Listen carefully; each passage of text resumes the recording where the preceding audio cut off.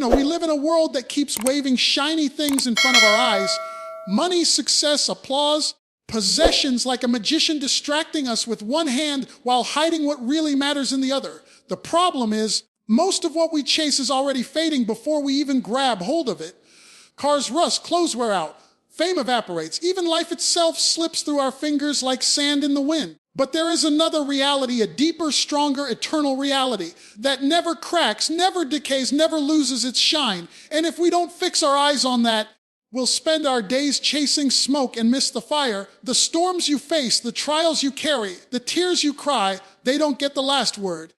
They're temporary shadows against the backdrop of forever. And when you learn to see past the shadows, when you lock your gaze on what will outlast time, then and only then do you start walking with a hope that can't be shaken, with a strength that doesn't run out. So the question isn't just, what are you looking at? The real question is, what will last when everything else is gone? Because where you fix your eyes will determine how you live your life. We live in a culture that has trained us to keep our eyes fixed on what glitters in the moment. We are surrounded by a constant stream of images, advertisements, and voices that tell us the secret to life is in grabbing hold of the latest and the greatest. New gadgets, bigger houses, nicer cars, higher titles, and the applause of people who don't even know our name beyond what we can provide them. And so we chase and we pursue and we strive, thinking that if we could just hold on to one more thing, then maybe we would feel secure, maybe we would feel complete, maybe we would finally rest. But here's the reality most people don't want to admit. Everything you and I see in this physical world has an expiration date. Nothing here lasts forever. The very things that look so solid in our hands today are already slipping through our fingers. That car you're proud of, give it some years and it will rust, break down, or sit in a junkyard forgotten. That house you worked so hard to build or buy, one day the paint will peel, the wood will rot, or someone else will be living in it. The clothes you put on your back, sooner or later they wear thin, fade out, and end up in the trash. Even your body, as strong as it feels in your youth, will grow weak with time. The mirror will eventually show lines you didn't draw, and strength you once had will fade. And it's not just things. Think about the applause of people. One day they cheer you. One day they call your name.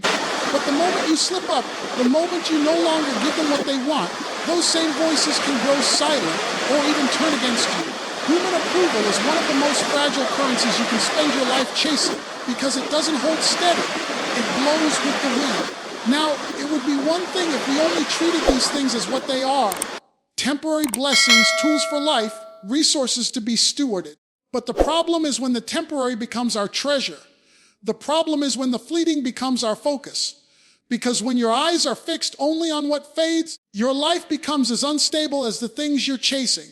You'll find yourself always grasping, never resting, always chasing, never arriving, because you've built your hope on what was never meant to last. Contrast that with eternity. While everything in this world bends toward decay, there is a reality that doesn't fade, doesn't rust, doesn't break down. There are treasures that outlast time, things unseen that stand when everything visible is crumbled. Joy that cannot be stolen, peace that does not expire, love that does not wear thin, the promise of a kingdom that will never fall. These are not shadows, these are the substance. These are the things that hold when every other thing slips away. The difference between the temporary and the eternal is like the difference between a photograph and the real person. You can hold a picture in your hand, you can cherish it, you can look at it and remember, but it's not the living, breathing reality.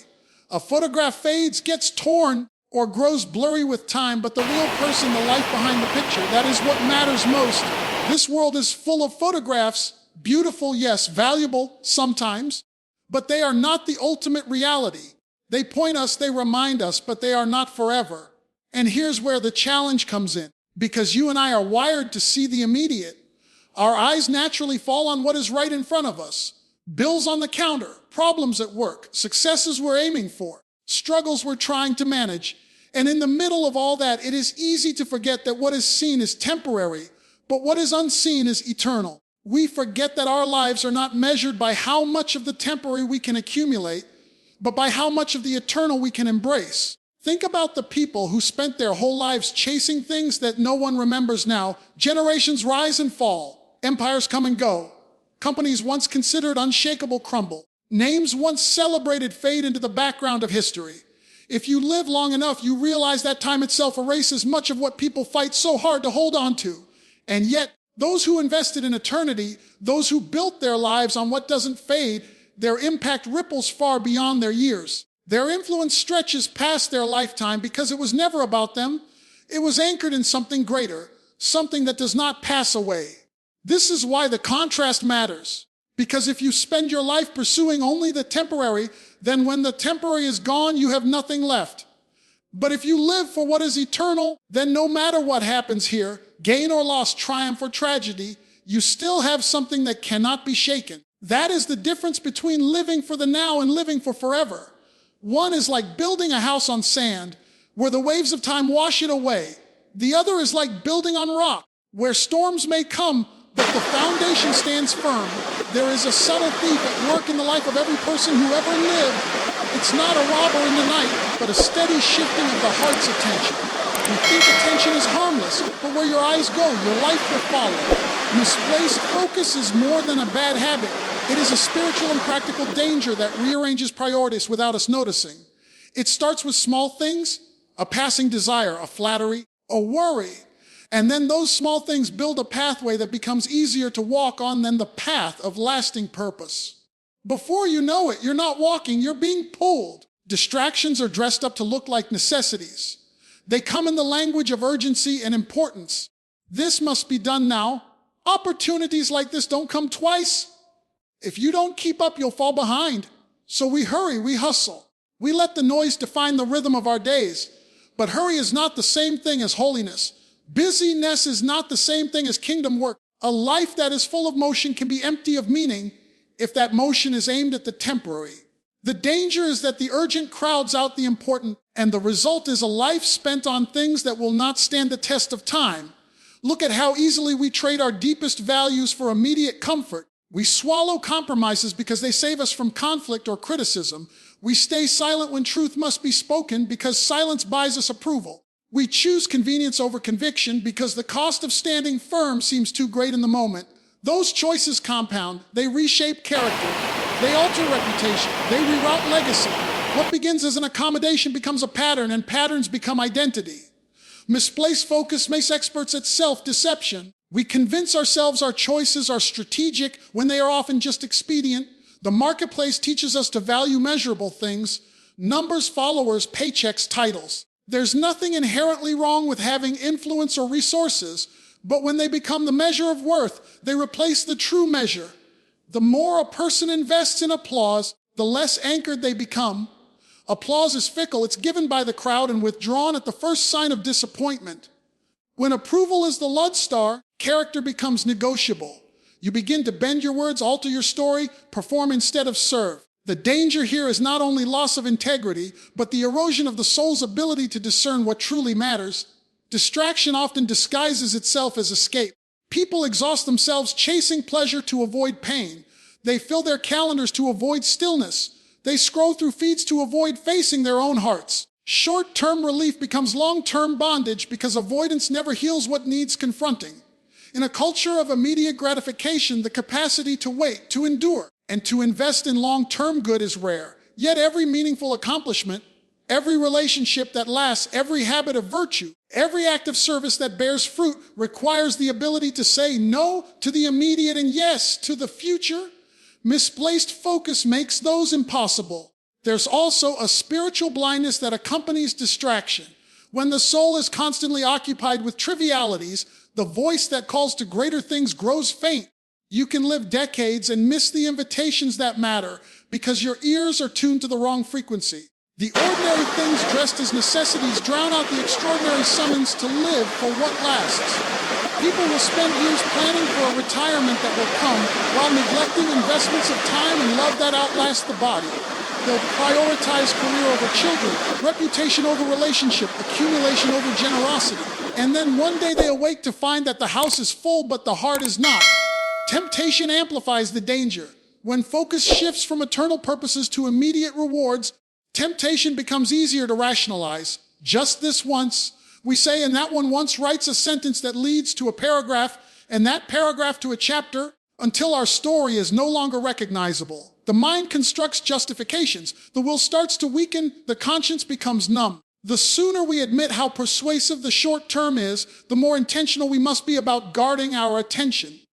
Discipline is not only about resisting what is wrong, it's about cultivating what is right, habits of attention that prioritize the eternal over the ephemeral. One of the most dangerous outcomes of misplaced focus is that it rewires hope. If hope is attached to things that pass away, then every loss becomes devastating beyond human strength. But if hope is anchored beyond the horizon of time, then losses become moments in a larger story. The discipline of fixing our eyes on what will last forever is not a denial of present pain. It's a reorientation of hope so that pain has context and purpose. Without that reorientation, suffering overwhelms and meaning collapses. With it, suffering is transformed into a furnace that refines rather than destroys. The remedy is not simply to be busy doing other things, it is to practice attention toward what is true and enduring. That means pruning our days of noise, choosing priorities with intention, and refusing to live by the applause meter. It means saying no to small compromises so that we can say yes to large purposes. It means learning to listen to the quiet summons to invest in mercy, truth, and love, things that outlast spreadsheets and status updates. When the heart relearns where to look, the hands will follow, the feet will follow, and a life once misdirected will begin to move toward what truly matters. Where is your gaze when you wake? Where does your mind linger when daydreams steal your focus? Where do you spend the better part of your attention? These are not idle questions, they are the real questions, because what you look at shapes what you become.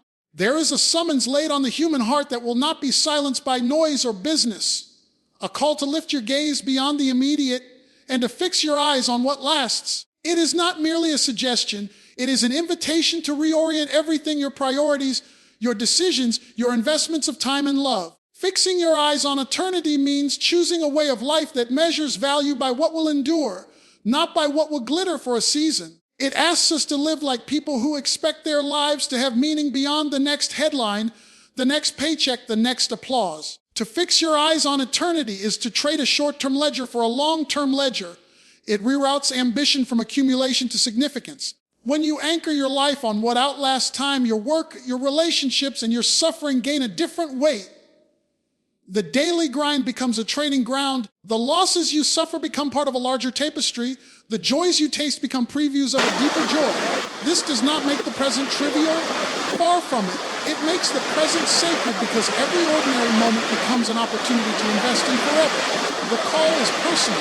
It reaches into homes where people are exhausted from trying to be enough by worldly standards.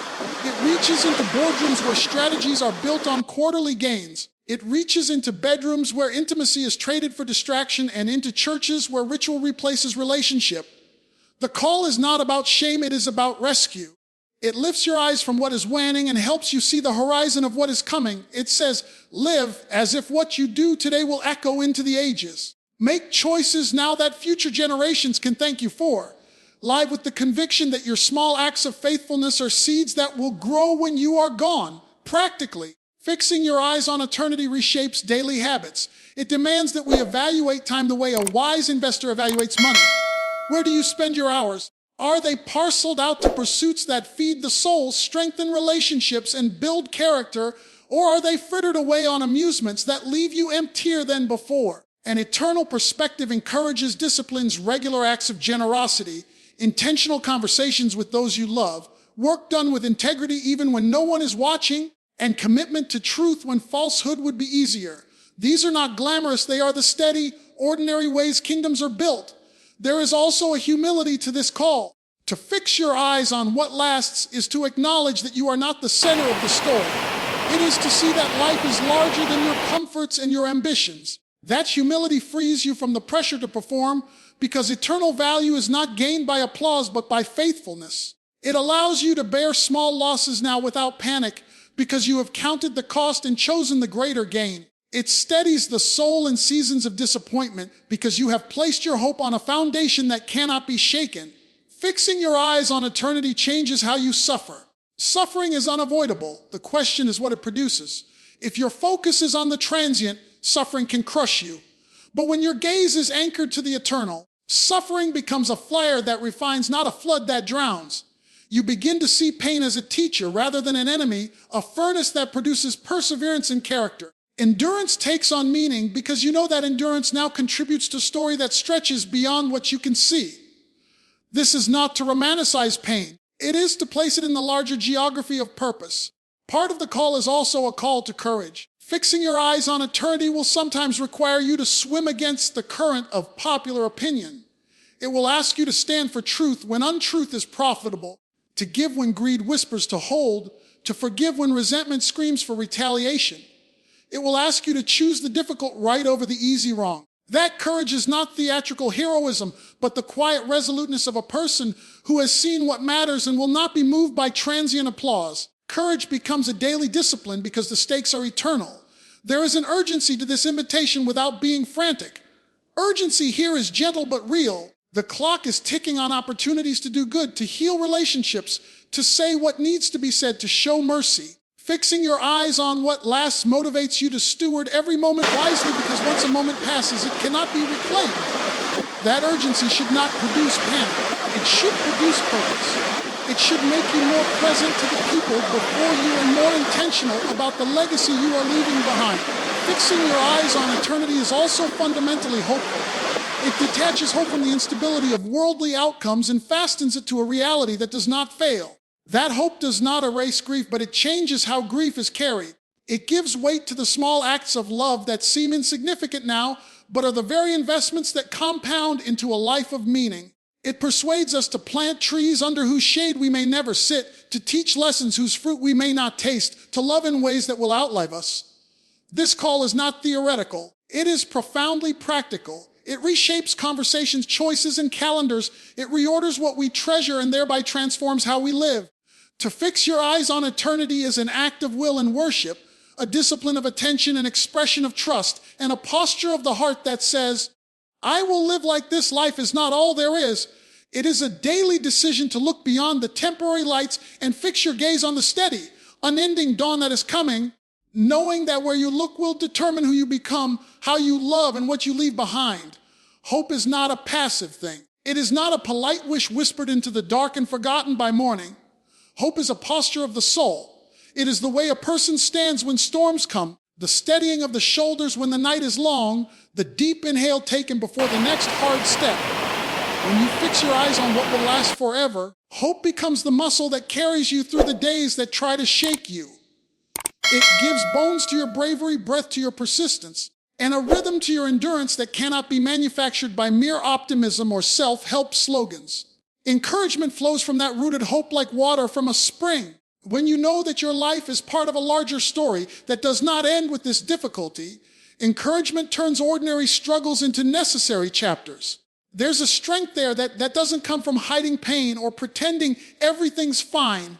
It comes from naming the pain and refusing to let it have the last word. You can be honest about how you hurt and still hold a hope that says, this is not the end. That tension, truth about the present and trust in the forever, produces a resilience that is both gritty and gentle. Think about people you admire for their steadiness. Often they are not the ones who never fell. They are the ones who learn to get up.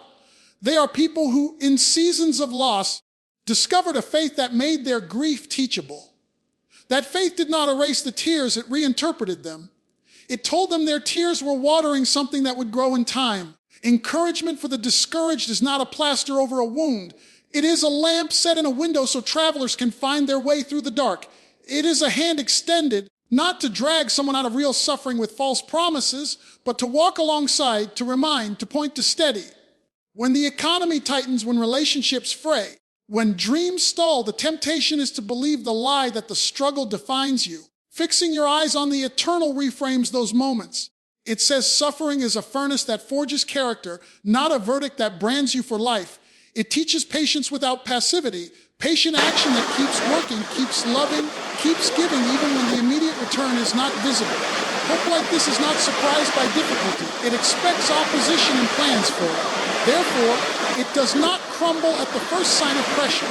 It leans into the refining work with the quiet assurance that labor poured into truth and love will outlive the temporary setbacks. Courage and encouragement are siblings. When you encourage another, you are essentially giving courage away. You are saying, I see you. I believe in what you're becoming. That trust can have domino effects. A single word of hope spoken in a moment of weakness can change the trajectory of a life. We underestimate how contagious encouragement is. You give it away and it grows. In communities where eyes are fixed on what will last forever, people are quicker to bear one another's burdens, to forgive quickly, to celebrate faithfully, and to persevere together. The moral stamina of a people is built not by grand gestures alone, but by 1,000 small acts of encouragement repeated over years. Hope also corrects the scale of our fears.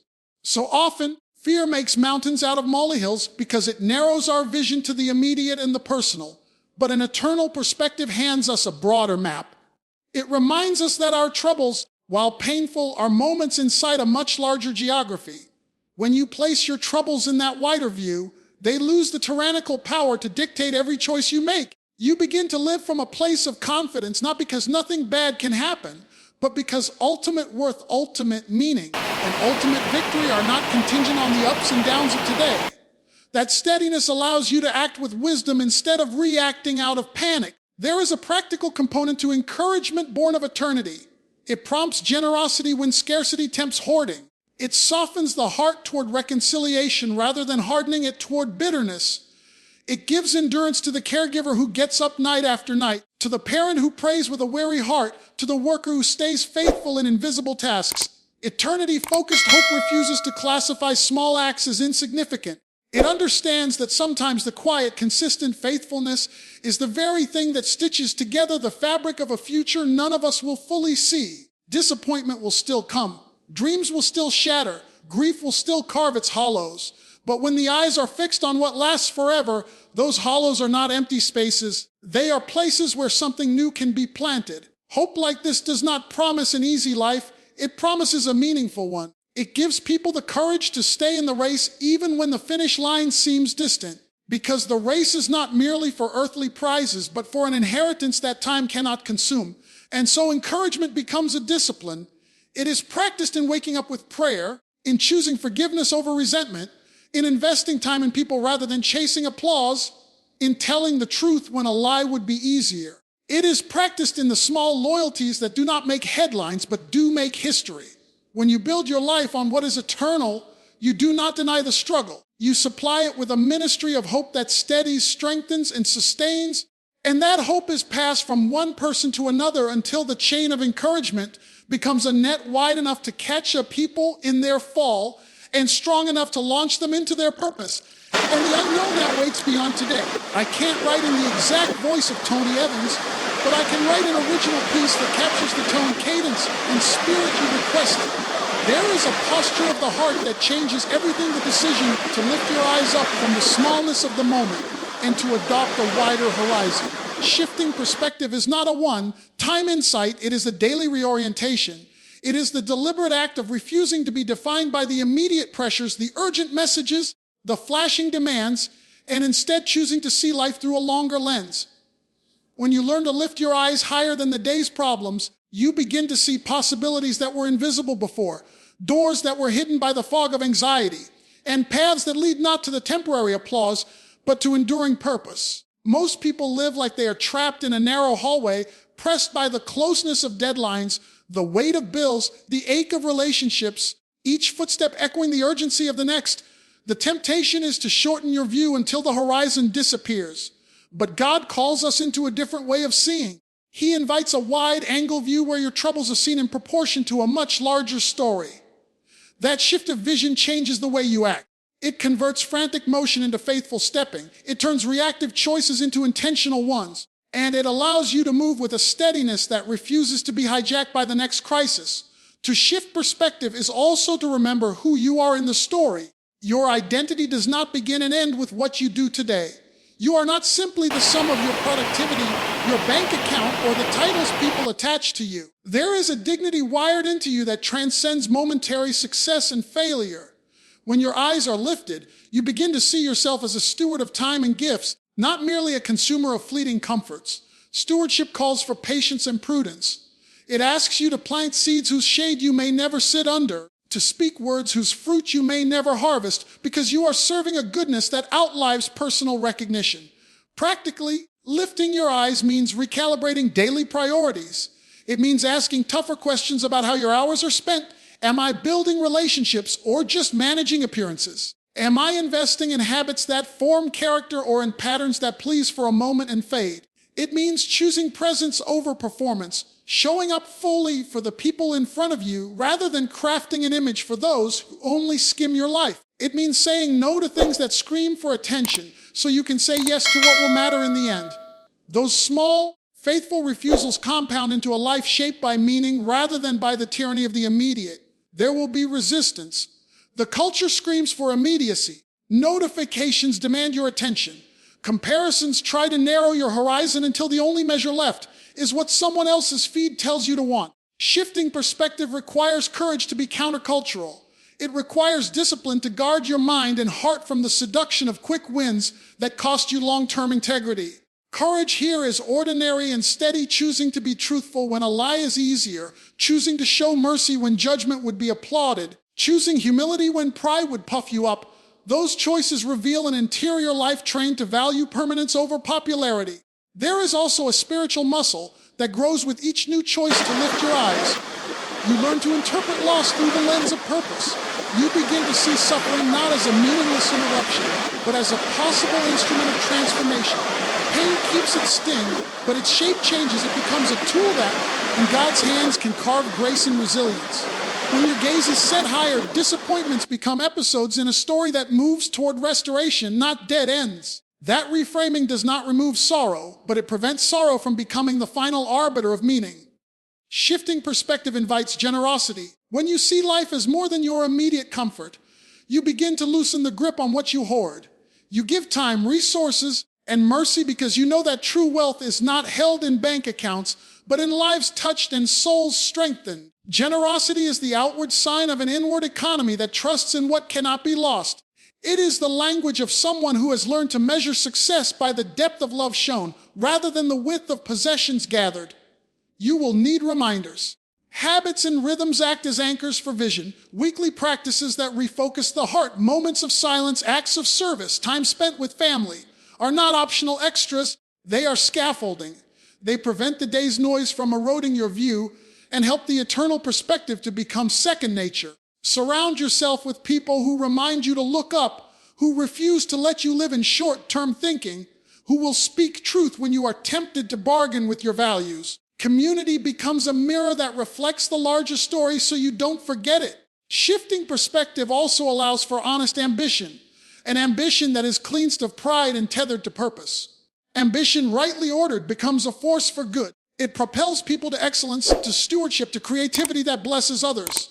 But ambition untethered becomes acquisitiveness. A higher gaze keeps ambition in its place, energetic and noble but not godlike. It keeps the heart humble, knowing that every achievement is a stewardship and every accolade a trust to be used for lasting good. To lift your eyes is to adopt a different time scale.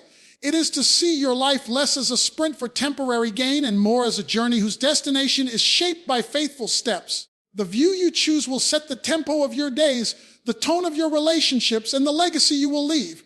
Keep looking up, not because the immediate is unimportant, but because the immediate must be appointed to a larger end, a story that outlives headlines, bank accounts, and passing applause, and that will outshine what the moment tries to convince you is everything.